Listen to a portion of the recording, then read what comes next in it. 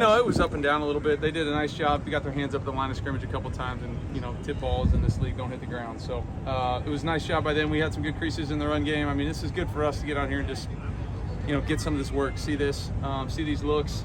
They got a really talented roster on the defensive side of the ball that we went up against today, and it was good for us to kind of just see where we're at. How did Warren do today, going against the pretty extreme? Good. You know, I mean, it's 30 seconds off the grass, so I'll have to go look at the tape and see I'm not staring at the right tackle as I drop back and pass and do all that. But it felt like, for the most part, we did a nice job up front, picked up some stunts that, you know, we don't get a lot of work at. These, you know, some different looks from a defense that we don't practice against every day, so that's fun. What did you think of how Steve did first time? Good, yeah. I mean, his command is just exactly what I've been seeing. He and I were on the same page on pretty much everything we did out there today, so that was a positive. With all of your experience, are you able in the moment to put aside if there is frustration on tip balls and stuff like that? Are you able to kind yeah, of it's, you know, I mean, obviously you want good results, but you're working for the process more than anything at this point, especially you know, being August 4th. So still things we can clean up in the process. There's no question about that, but you know, the results are what they are for a practice, and we got to go out there and learn from them, whether we're good or bad. You know.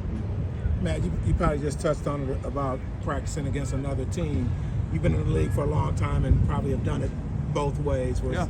What's the value from your perspective? Yeah, I mean, I think you get you know, you get to see kind of where you're at, get different looks. You know, we're at this point in camp where we practice however many times against our defense, see the same kind of things, little wrinkles here and there over and over. But there was some brand new stuff that we haven't seen a lot of for us on, you know, the offensive side of the ball. Looking at what we got on defense, I mean, game plan zero for this, so we just go out there and play our rules and try to adapt as we go. So, you know, I think from that perspective, it's good to kind of go out there and, you know, learn get some inventory about what's going on around the league and how we can be better. In terms of one-day joint practices versus two-day, are there any disadvantages? You know, I think there's probably less fights, which is good. You know, the second day is when everybody kind of gets, you know, a little charged up and gets going. So, I think we see these guys again at some point later on, but they were great to practice against, honestly.